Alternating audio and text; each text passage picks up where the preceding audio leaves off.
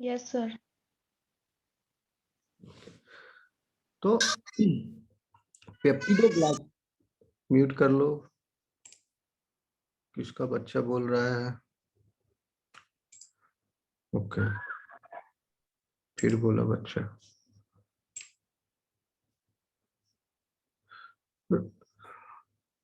किसी का video on है क्या? नहीं, ठीक। आप लोग अपना वीडियो ऑफ करके रखना, नहीं तो गड़बड़ हो जाता है यहाँ रिकॉर्डिंग। वीडियो ऑफ रखोगे और माइक ऑन तभी रखोगे जब बोलना हो आपको। ओके, सो हेट्रोपॉलीसेकेराइड जो है वो प्रोवाइड कर रहा है extracellular support. Okay, for example rigid layer of the bacterial cell envelope, peptidoglycan is, peptidoglycan पूरे लेयर को बोले, पूरा सेल एनवेलप को, and this peptidoglycan is composed of a part of heteropolysaccharide. ये हेट्रोपॉलीसेकेराइड है। ओके, और ये हेट्रोपॉलीसेकेराइड बना हुआ किस चीज से है? दो अलग अलग तरह के मोनोसेकेराइड यूनिट से बना है। तो जैसे ये रिपीटिंग डाइसेकेराइड यूनिट है, एक तरह का आया, फिर दूसरे तरह का, फिर पहला तरह का, दूसरा तरह, पहला दूसरा, पहला दूसरा तरह का, इस तरह से रिपीट होकर बना हेट्रोपॉलीसेकेराइड, जो कि प्रेजेंट है पेप्टिडोग्लाइकन में। In animal tissues also they are present in the extracellular space, or various types of several types of heteropolysaccharides are there, and these form a matrix that holds individual cells together. Okay, and where they provide protection, shape and support to cells, tissues and organs. अलग अलग तरह के हेट्रोपॉलीसेकेराइड्स है। कॉन्ड्रेटिन sulphate का नाम सुने होंगे, hyaluronic acid का नाम सुने होंगे, हेपेरिन सल्फेट का नाम सुने होंगे।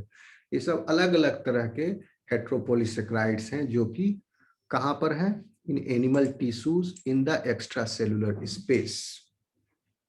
ठीक है, जहां पर ये क्या कर रहे हैं? They are forming a matrix, and in that matrix individual cells are held together, where this matrix also provide the protection, shape and support to cells, tissues and organs.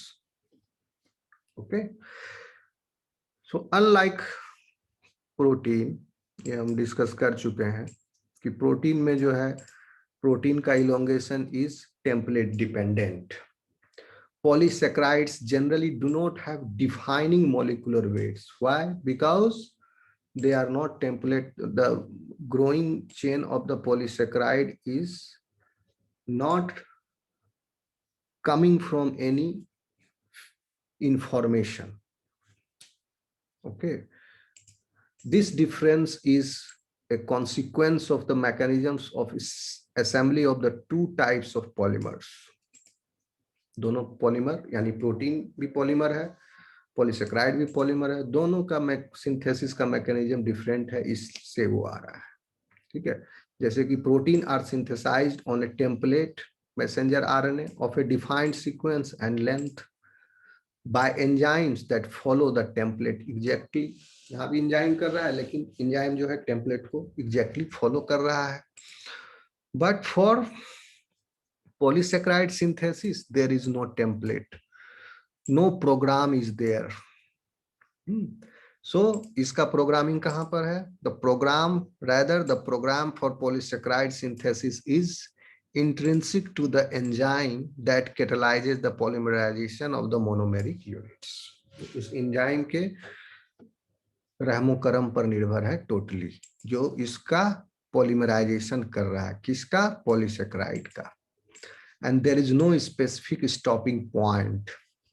Protein synthesis में तो stop codon था, stop codon आएगा messenger RNA में, growing elongation जो है stop हो जाएगा, इसीलिए उसका लेंथ जो है फिक्स है, टेम्पलेट डिपेंडेंट, टेम्पलेट से इंफॉर्मेशन आ रहा है लेंथ कितना बड़ा छोटा होगा. लेकिन इसमें there is no template, so molecular weight of the polysaccharide is variable. आई बात समझ में? Yes, sir. Because there is no specific stopping point in the synthesis process, the products thus vary in the length. चलिए अब आगे हम देखते हैं, ये तो जनरल इंफॉर्मेशन हो गया पॉलीसेक्राइड्स के बारे में। अब हम वन बाय वन होमोपॉलीसेक्राइड एंड हेट्रोपॉलीसेक्राइड को स्टडी करेंगे, ठीक है। तो पहले वो होमोपॉलीसेक्राइड्स हम देखते हैं जो कि इन्वॉल्व्ड हैं फ्यूल को स्टोर्ड फॉर्म्स ऑफ फ्यूल, जो कि इन्वॉल्व्ड हैं in fuel, in giving you the stored form of fuel. Stored form of fuel कौन है? स्टार्च, क्योंकि वहां पर बहुत सारे ग्लूकोज यूनिट्स जो है ज्वाइंट टुगेदर है, इसलिए स्टोर्ड है। Glucose units are stored in the starch, in starch. So वो वाले होमोपॉलीसेक्राइड्स जो कि एनर्जी दे रहे हैं, स्टार्च, और दूसरा एग्जांपल ग्लाइकोजन है, ठीक है। So the most important storage polymers are starch in plant cells and glycogen in animal cells. अभी स्ट्रक्चर पर ध्यान हम मत देना, अभी पहले इसको देख लें फिर स्ट्रक्चर समझाएंगे आपको स्टार्च का। बोथ पॉलीसेक्राइड्स कौन से, कौन दोनों? स्टार्च और ग्लाइकोजन दोनों अकर इंट्रासेल्युलरली, मतलब सेल के अंदर है, ठीक है। हेट्रोपॉलीसेक्राइड कहां पर था? एक इंपॉर्टेंट डिफरेंस आपको अभी हम एक्स्ट्रा सेलुलर, ठीक है, हाँ, एक्स्ट्रा सेलुलर मैट्रिक्स में था। और होमोपॉलीसेक्राइड कहां पर है? Intracellular. Inside the cell.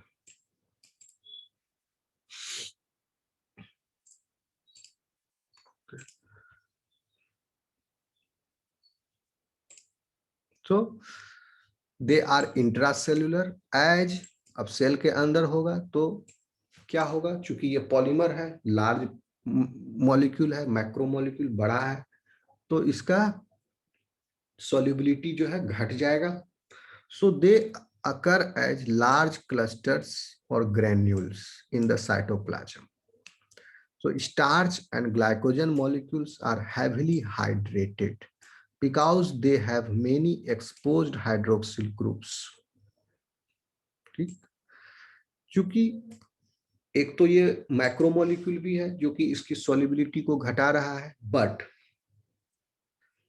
Starch में मोनोसेक्राइड यूनिट है ग्लूकोज, ये सारे कार्बोहाइड्रेट मोनोसेक्राइड यूनिट सब क्या है? पॉलीहाइड्रोक्सी है कि नहीं है?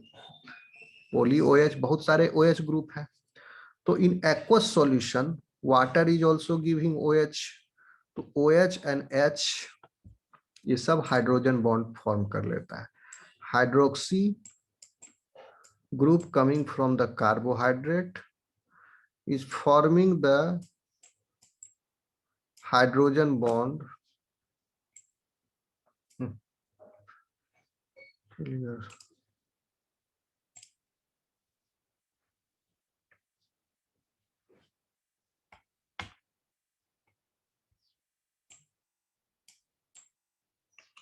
बहुत सारा हाइड्रोक्सिल ग्रुप है स्टार्च में।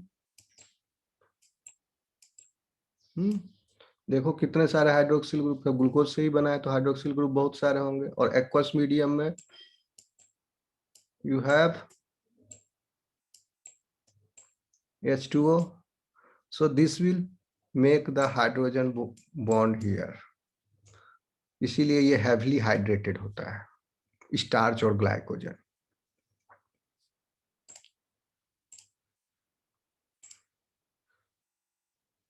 And have many exposed hydroxyl groups available to hydrogen bond with water. Most plant cells have the ability to form starch, and starch storage is especially abundant in tubers, underground stems such as potatoes and in seeds. So अब देखिए starch का structure. Starch contains two types of glucose polymer.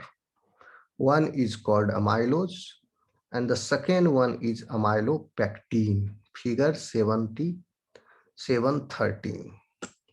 देखिए ये figure दिख रहा है आपको,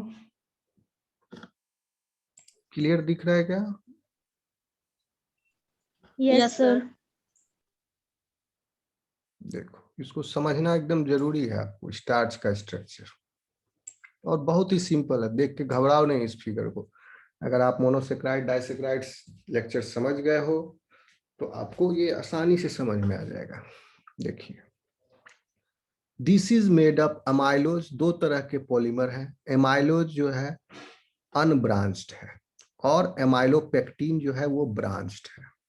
तो पहले एमाइलोज को देखिए। एमाइलोज में क्या है? अल्फा डी ग्लूकोज है, you can observe over here. OH group जो है एनोमेरिक कार्बन पर नीचे है, CH2OH है, अल्फा कॉन्फ़िगरेशन है, अल्फा डी ग्लूकोज है ये।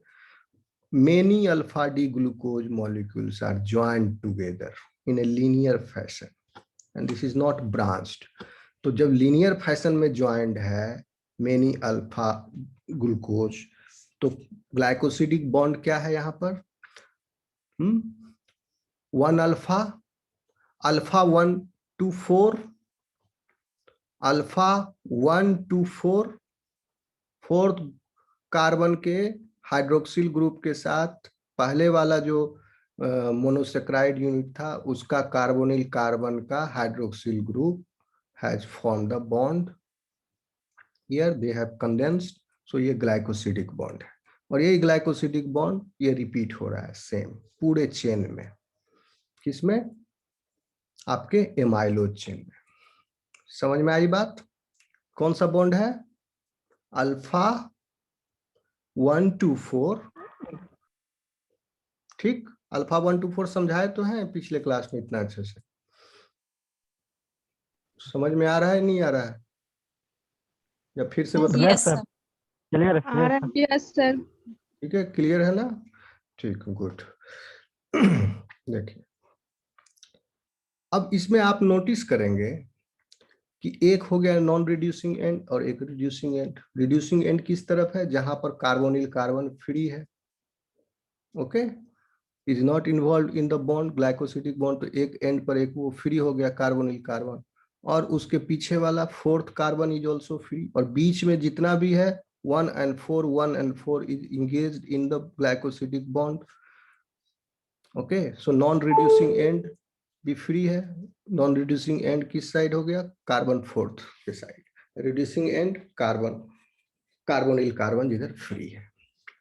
तो ये हो गया straight chain unbranched polymer of starch which is called amylose. अब देखिए एमाइलोपेक्टिन। अब एमाइलोपेक्टिन में there is the linkage, amylopectin is branched polymer, okay. तो ब्रांचिंग इसमें कैसे है? देखिए here you can see the branching between carbonyl carbon is having the link glycosidic bond with the OH group of the 6th carbon, okay. ये branching भी है, साथ ही साथ इसमें अल्फा 1,4 लिंकेज भी है एमाइलोपेक्टिन में, and there is a branching also.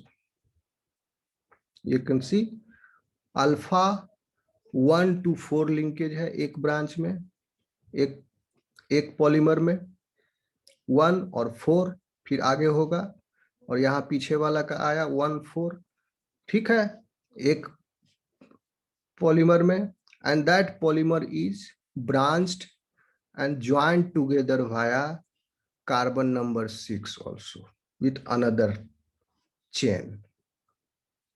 तो ये हो गया ब्रांच। तो इसमें दो तरह के बॉन्ड है एमाइलोपेक्टिन में, alpha 1 to 4 in the unbranched linkages, and in the wherever the branching is happening there alpha 1 to 6 जो ब्रांच पॉइंट है वहां पर अल्फा 1 to 6 है।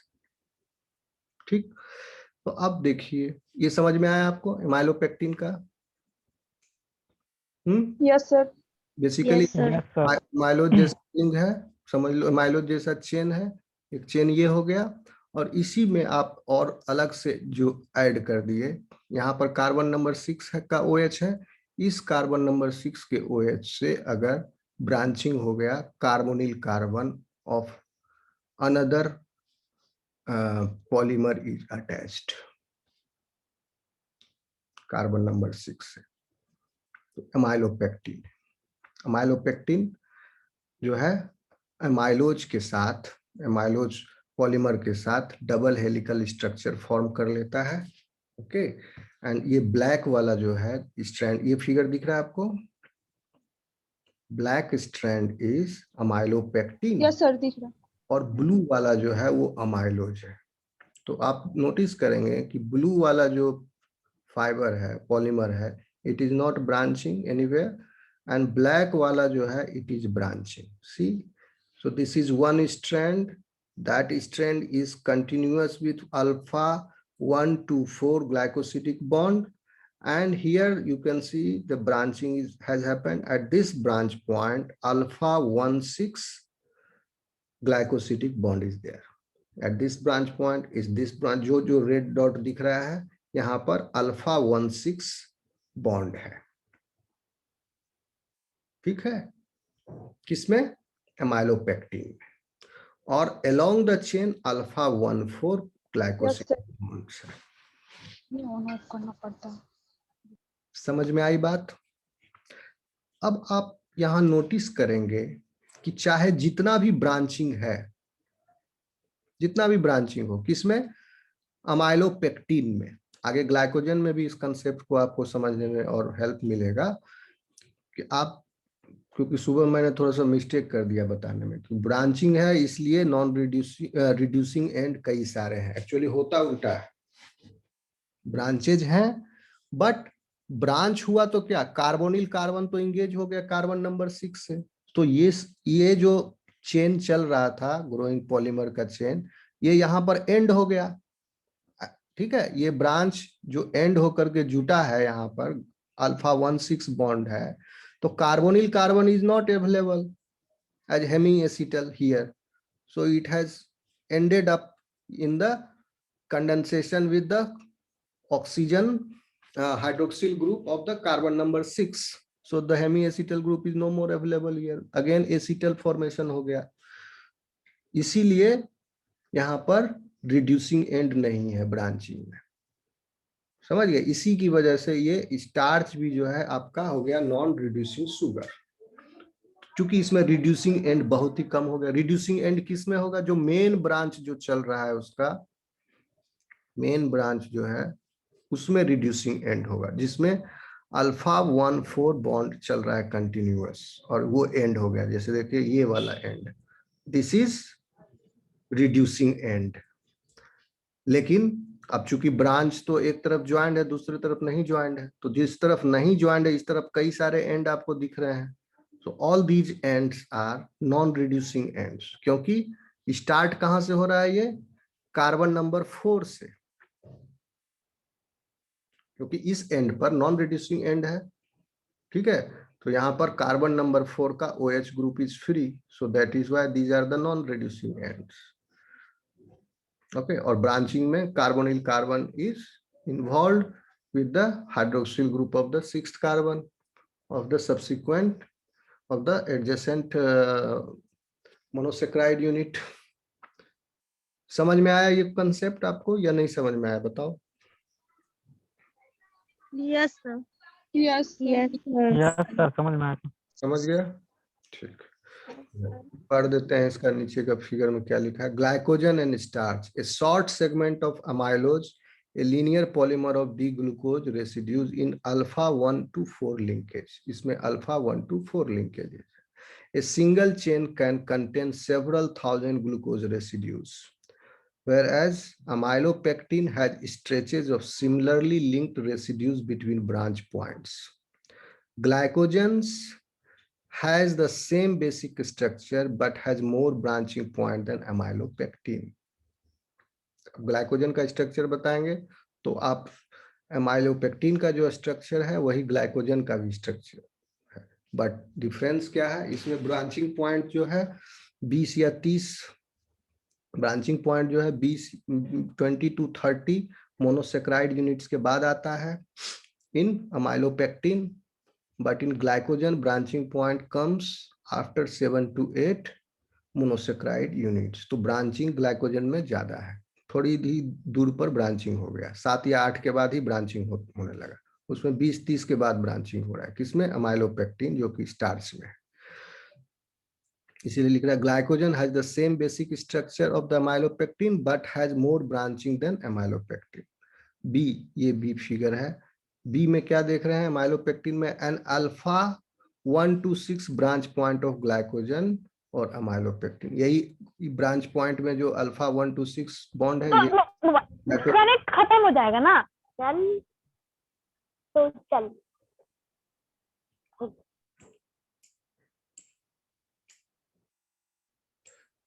ठीक है। तो अमाइलोपेक्टिन जो है, कहाँ थे हम,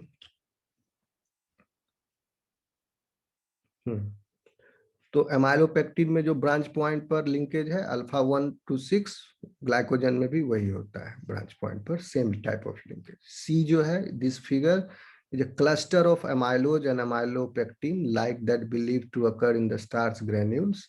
Strands of amylopectin, black one, form double helical structures with each other or with amylose strand that is in blue. So amylopectin has a frequent alpha 1 to 6 branch points in red dot alpha 1 6 branch point. Glucose residues at the non-reducing end, यहाँ पर है, of the outer branches are removed enzymatically during mobilization of starch for energy production. Okay, so glycogen has a similar structure but is more highly branched and more compact than amylopectin. अब बताइए starch का structure आपको clear हुआ, समझे हो? एक glucose का structure सिर्फ आप याद रख लो तो आप सबका स्ट्रक्चर बना दोगे, ठीक है। ग्लूकोज का स्ट्रक्चर याद हो जाएगा तो स्टार्च का भी बना सकते हो, बीटा फॉर्म करके आप सेलुलोज का बना दोगे और भी, ठीक है। इवन गैलेक्टोज का भी बना सकते हो, मैनोज का भी बना सकते हो। और एग्जाम में अगर आया लिखने के लिए, अगर इस तरह से लिख दिया तो वेल एंड गुड, अगर नहीं याद है आपको तो आप इस तरह करके हेक्सागोनल रिंग बना दोगे। ओके, हेक्सागोनल रिंग, और अल्फा लिख देना, 1 4 लिख देना, ये सब नंबर तो लिख सकते हो।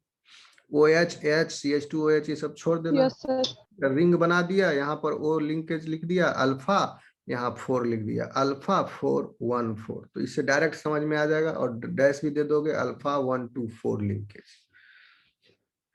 लिंकेज भी बहुत इंपॉर्टेंट, पॉलीसेक्राइड जब आप पढ़ रहे हो तो लिंकेज पर इसका प्रॉपर्टी बदल जाता है। अब देखिए, ठीक है, स्टार्च का स्ट्रक्चर क्लियर हुआ, आगे बढ़े।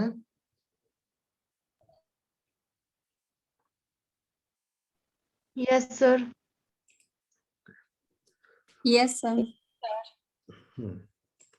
देखिए, amylose consists of long unbranched chains of D-glucose residues। अब जल्दी जल्दी पढ़ते जाएंगे, आप समझ जाओगे, इतना समझा दिए हैं। D-glucose residues connected by, amylose के बारे में बता रहा है, connected by alpha 1 to 4 linkages as in maltose, जैसा कि माल्टोज में हम लोग देखे थे। Such chains vary yes sir. molecular weight, कौन सा चेन, एमाइलोज वाला chain. Such chains varies in molecular weight from a few thousand to more than a million, and amylopectin also has a high molecular weight up to 200 million. Okay, क्यों इतना ज्यादा molecular weight है? क्योंकि कोई संख्या निश्चित नहीं है कि इसमें कितने ग्लूकोज मॉलिक्यूल ऐड होंगे। अनलिमिटेड नंबर्स इंक्रीज होते जाएंगे, जब तक एंजाइम है। But unlike amylose is highly branched. कौन? Amylopectin. The glycosidic linkage joining successive glucose residues in amylopectin chain are alpha 1 to 4। amylopectin के चेन के अंदर अल्फा 1 to 4 है, ठीक। इस चेन के भी अंदर बीच में अल्फा 1 to 4 है और ब्रांच पॉइंट पर अल्फा 1 to 6 है। और ब्रांच पॉइंट पर, और ये ब्रांच पॉइंट कब आ रहा है? 24 से 30 रेसिड्यूज के बाद। हर 24 से 30 रेसिड्यूज के बाद ब्रांच पॉइंट है, किसमें? स्टार्च के एमाइलोपेक्टिन पॉलीमर में। और उस ब्रांच पॉइंट पर the linkage is alpha 1 to 6 type.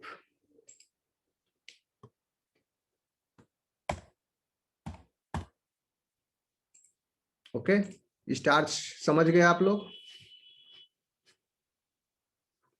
Yes sir. चलिए, next is Yes, glycogen. yes, sir.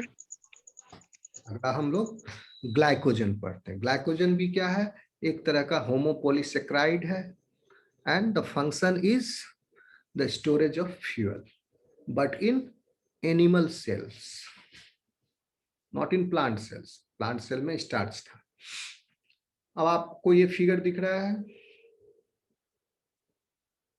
ये दिख रहा है आपको? Yes, sir. This is a glycogen molecule. Now you can observe in this glycogen molecule how many different chains are there. कितना branching है इसमें? बहुत सारा ब्रांचिंग है कि नहीं? Yes, sir. अब अमाइलो, ये जो ब्रांचिंग था अमाइलोपेक्टिन में 24 से 30 रेसिड्यूज के बाद, ये कितना बदल गया स्ट्रक्चर? 8 से 10 में होने के बाद 8 से 12 रेसिड्यू के बाद ब्रांचिंग है इसमें। 24 से 30 के बाद ब्रांचिंग था अमाइलोपेक्टिन में, सी दिस टाइप, एंड 8 से 12 के बाद ब्रांचिंग होने से इस तरह का heavily branched structure that you get. So this is glycogen. Glycogen का स्ट्रक्चर हम थोड़ा डिटेल में देखेंगे। अब देखिए, glycogen is the main storage polysaccharide of animal cells. Like और स्ट्रक्चर इसका अमाइलोपेक्टिन के जैसा है। तो अब स्ट्रक्चर समझने में आपको दिक्कत नहीं होनी चाहिए, बस ब्रांचिंग पॉइंट जो है इसमें फ्रीक्वेंटली आ रहे हैं। Like amylopectin, glycogen is a polymer of alpha 1 to 4 linked subunits of glucose with alpha 1 to 6 linked branches. तो जहां पर कंटिन्यूअस चल रहा है, रिपीट, ब्रांचिंग नहीं है, अनब्रांच्ड है, glycosidic linkage is alpha 1 to 4 और ब्रांचिंग पॉइंट पर अल्फा 1 to 6 जैसा कि अमाइलोपेक्टिन में था। But glycogen is more extensively branched, on average 8 से 12 रेसिड्यू के बाद ब्रांचिंग है, and more compact also than starch. Why it is more compact? Because the branching is frequent. तो ब्रांचिंग फ्रीक्वेंट होने से ये कॉम्पैक्ट हो गया, ठीक है। किसी भी चीज को ज्यादा मोड़ दोगे तो वो कॉम्पैक्ट हो जाएगा। Okay, so glycogen is especially abundant in liver. All cells are not equipped with the synthesis of the glycogen, are not equipped with the machinery synthesis for the glycogen. There is a reason behind this. Only skeletal muscle and skeletal muscle cells, and there are other cells, cell type also, WBCs में भी glycogen synthesis होता है, and in majority of the glycogen is synthesized in hepatocytes in the liver. So where it may constitute, कहाँ पर? liver में, as much as 7% of its wet weight. उसका गीला वजन का, पूरे लीवर के गीला वजन का, वेट वेट का 7% जो है वेट ग्लाइकोजन ही है। तो ग्लाइकोजन भरा हुआ है, समझ लो, लीवर में, and it is also present in skeletal muscle but in small quantity. not like hepatocytes. Okay. So in hepatocytes, glycogen is found in large granules, which are themselves cluster of smaller granules composed of single highly branched glycogen molecules with an average molecular weight of several million. क्या कह रहा है कि hepatocyte के अंदर glycogen जो है large granule के फॉर्म में है, प्रेजेंट लार्ज ग्रेन्यूल्स है,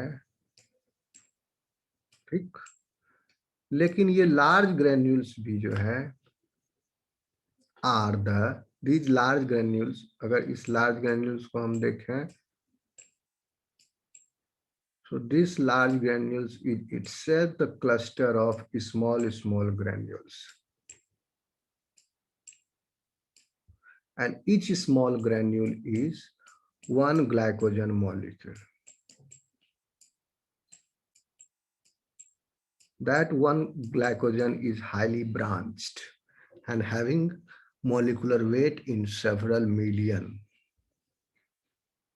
ठीक, समझ में आया ये बात? Yes, sir. Lolipa. Yes, sir. In hepatocytes, glycogen is found in large granules, which are themselves cluster of smaller granules. Large granule जो है smaller granules का एक गुच्छा है, and that smaller granule is composed of single highly branched glycogen molecule with an average molecular weight of several million. Okay, आगे बढ़ें. Such glycogen granules also contain in tightly bound form the enzyme responsible for the synthesis and degradation of glycogen. तो उसी glycogen granule में जो छोटे वाले granule है उसमें एक तो ग्लाइकोजन मॉलिक्यूल है प्लस टाइटली बाउंड फॉर्म में एंजाइम है. इस फिगर में आप देख रहे हो सेंटर में एंजाइम है. Can you see this? Yes, sir. Blue green blue red helical structure है. ये एंजाइम का डिफरेंट पेप्टाइड यूनिट है. पेप्टाइड्स है different. You can see there are many alpha helices is present in this enzyme. तो इसी granule के बीच में वो उस एंजाइम को रखे हुए है जो कि इस ग्लाइकोजन को सिंथेसाइज भी कर सकता है, डिग्रेड भी कर सकता है. तो एंजाइम को अपने बगल में रखे हुए है. जब जरूरत होगी इसको तोड़ के ग्लूकोज निकाल देगा इससे. ओके, देखिए, because each branch in glycogen ends with a non-reducing sugar. सारा ब्रांच जो है वो एंड हो रहा है a non-reducing sugar unit. A glycogen molecule with n branches has n+1 non-reducing ends. तो क्यों बोल रहा है n+1? इसलिए कह रहा है because suppose if this is a linear chain and it has 4 branches in this. Okay, so how many sugars, how many non-reducing end you will find? Then in this case this is the reducing end. अच्छा से हम बड़ा figure बना रहे हैं. कौन से ध्यान से समझिए इस पॉइंट को.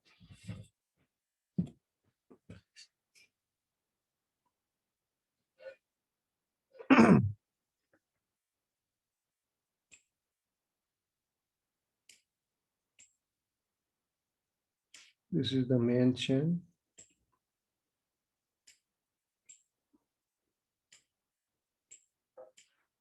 If there are 4 branches in this, और ये सब हो गया non reducing and.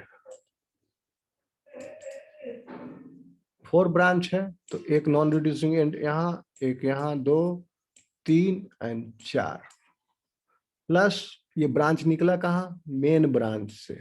Main branch में भी ये नॉन रिड्यूसिंग एंड है and there is a reducing end. Reducing end जो है मेन एक्सिस ब्रांच में ही है, और चूंकि ये सब का रिड्यूसिंग ब्रांचेज का जो रिड्यूसिंग एंड साइट जो था जहां पर कार्बोनिल कार्बन था वो अल्फा 1 to 6 बॉन्ड के साथ इंगेज हो गया यहाँ ब्रांचिंग पॉइंट पर, तो इसका नॉन रिड्यूसिंग एंड नहीं है ब्रांचेज का। ओके, ब्रांचेज का रिड्यूसिंग एंड नहीं है, वो फ्यूज हो Yes, sir. गया इसी में मेन एक्सिस में। तो अब नॉन रिड्यूसिंग एंड कितने हुए इसमें, जितने ब्रांचेज हैं +1, तो इसमें मेन एक्सिस से 4 ब्रांच निकला, 4 + 1 non reducing and main branch का भी होगा, तो 4 + 1 यानी n+1, तो नॉन रिड्यूसिंग एंड हो गया। But only one reducing and, ठीक, सिर्फ एक ही रिड्यूसिंग एंड होगा, और वो रिड्यूसिंग एंड किसमें है, मेन एक्सिस में। क्या हुआ, कोई प्रॉब्लम है? No, sir. आवाज आ रही मेरी?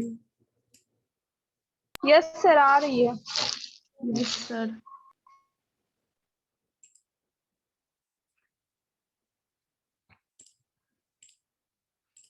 समझे बात को? रिड्यूसिंग एंड जो है सिर्फ एक ही है, और नॉन रिड्यूसिंग एंड होगा n+1 जितने ब्रांच हैं, but only one reducing and. अब इस बात को आप समझिए क्यों वन रिड्यूसिंग एंड है। ये तो ओवरऑल स्ट्रक्चर हुआ ग्लाइकोजन का। अब देखिए डिटेल में, अमाइलोपेक्टिन का स्ट्रक्चर आप देख ही लिए हैं, ये आपको समझने में मुश्किल नहीं होना चाहिए। Can you see this picture? Yes, sir. Yes, sir. Yes, sir. देखिए ये ग्लाइकोजन है highly branched. In this highly branch glycogen one branch is like this, जहां पर अल्फा 1 to 4 लिंकेज है, ठीक है, between successive glucose units, adjacent units, alpha 1 to 4 unit, और जहां पर ब्रांचिंग पॉइंट है वहां पर हो गया अल्फा 1,6 लिंकेज, ठीक है। यहाँ पर 1 है कार्बोनिल कार्बन का ऑक्सीजन, और ये hydroxyl group of the carbon number 6 के साथ ये ग्लाइकोसिडिक लिंकेज है। तो अब आप नोटिस करोगे, देखो ध्यान से, कि इसमें नॉन रिड्यूसिंग एंड ब्रांचेज है, ब्रांचिंग हो गया है। एक मान लो इसको मेन एक्सिस मेन ब्रांच, और इस मेन ब्रांच से इस साइड ब्रांच है, तो जो साइड ब्रांच है इसमें तो रिड्यूसिंग एंड वो फ्यूज कर गया मेन एक्सिस के साथ, लेकिन नॉन रिड्यूसिंग एंड फ्री है, ओके। और जो मेन ब्रांच जो है मेन एक्सिस जो है, इसमें रिड्यूसिंग एंड भी फ्री है, नॉन रिड्यूसिंग एंड, और यहाँ पर रिड्यूसिंग एंड है, क्योंकि हेमी एसिटल ग्रुप यहाँ बच गया, ठीक है। 1 to 4 लिंकेज हो रहा था, 1 to 4 लिंकेज में जो सबसे लास्ट वाला बच गया उसका तो 1 फ्री ही रह गया, तो यहाँ हेमी एसिटल ग्रुप है, तो रिड्यूसिंग एंड इसीलिए सिर्फ एक रहा इसमें ग्लाइकोजन में, ओके। ये फिगर देखिए आप, इसमें और आसानी से समझ में आएगा आपको। दिख रहा है फोटो? Yes, sir. दिख रहा है। अब देखो इसमें आप कलर को ही देखो, ध्यान, ये सब भूल जाओ, कलर को देखो, कितना तरह का कलर, ऑरेंज कलर है, ग्रीन कलर है, रेड कलर है, 3 तरह का कलर है ना, बीड्स, 3 तरह का मोती है इसमें, orange colour, 3 colour. Green and red. अब देखिए ये मेन एक्सिस है, this one is the main axis.